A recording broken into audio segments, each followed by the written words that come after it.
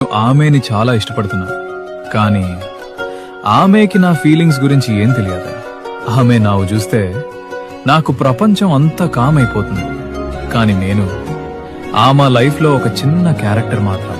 కొన్ని రోజులు నేను నా ఫీలింగ్స్ ని నేనే డౌట్ చేశాను. నేను సరిపోతానా అని నేను నన్ను అడిగాను.